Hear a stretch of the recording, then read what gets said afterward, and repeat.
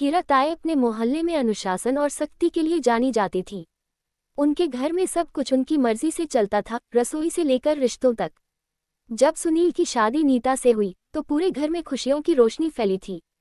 नीता पढ़ी लिखी, समझदार और सपनों से भरी लड़की थी।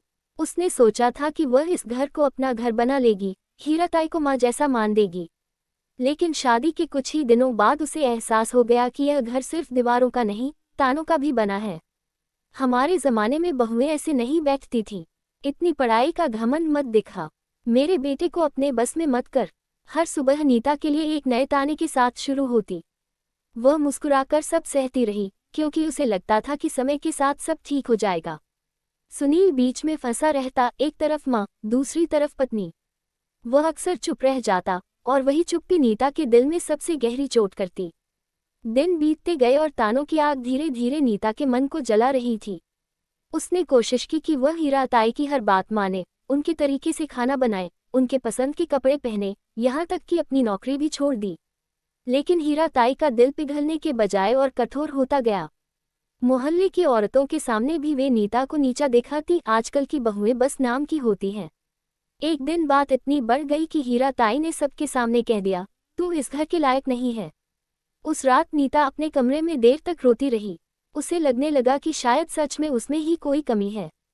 वह खुद से बातें करने लगी, आईने में खुद को घूरती, और धीरे धीरे उसकी हंसी गायब हो गई। सुनील ने उसकी चुप्पी को थकान समझा, लेकिन असल में नीता अंदर से टूट रही थी। तानों की आवाज़ें उसके दिमाग में गूंजती रहती, दिन हो या रात। फिर एक दिन नया मोड़ आया। मोहल्ले में एक सामाजिक कार्यक्रम रखा गया, जहां महिलाओं को अपनी कला और हुनर दिखाने का मौका मिलना था। नीता कॉलेज के दिनों में थिएटर और लेखन में अव्वल थी, लेकिन शादी के बाद उसने सब छोड़ दिया था। पड़ोस की एक लड़की ने उसका नाम बिना बताए कार्यक्रम में लिखवा दिया। जब हीरा ताई को पता चला तो उन्होंने ताना मारा, अब नाच गाना करेगी हमारे घर की बहू। लेकिन इस बार नीता चुप नहीं रही। उसने मंच पर जाकर एक नाटक प्रस्तुत किया, एक ऐसी बहू की कहानी जो तानों से पागल हो जाती है, लेकिन अंत में अपनी आवाज़ ढूंढ लेती है। पूरा हॉल तालियों से गूंज उठा। सुनील की आंखों में पहली बार गर्व दिखा। लोगों ने हीरा ताई से कहा, आपकी बहू तो बहुत प्रतिभाशाली है।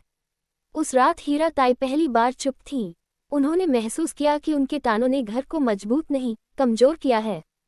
कहानी का आखिरी मोड़ तब आया जब नीता ने फैसला किया कि वह खुद को फिर से पाएगी।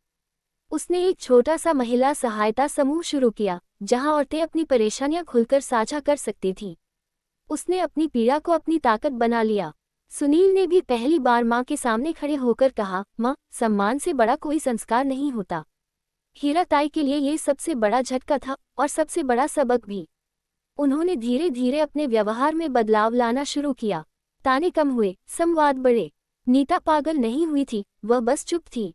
जब उसने अपनी आवाज़ पाई तो घर की हवा बदल गई। अब उस घर में तानों की नहीं, तालियों की गूंज थी। और हीरा ताई ने पहली बार बहू को नहीं, बेटी को देखा। फायर।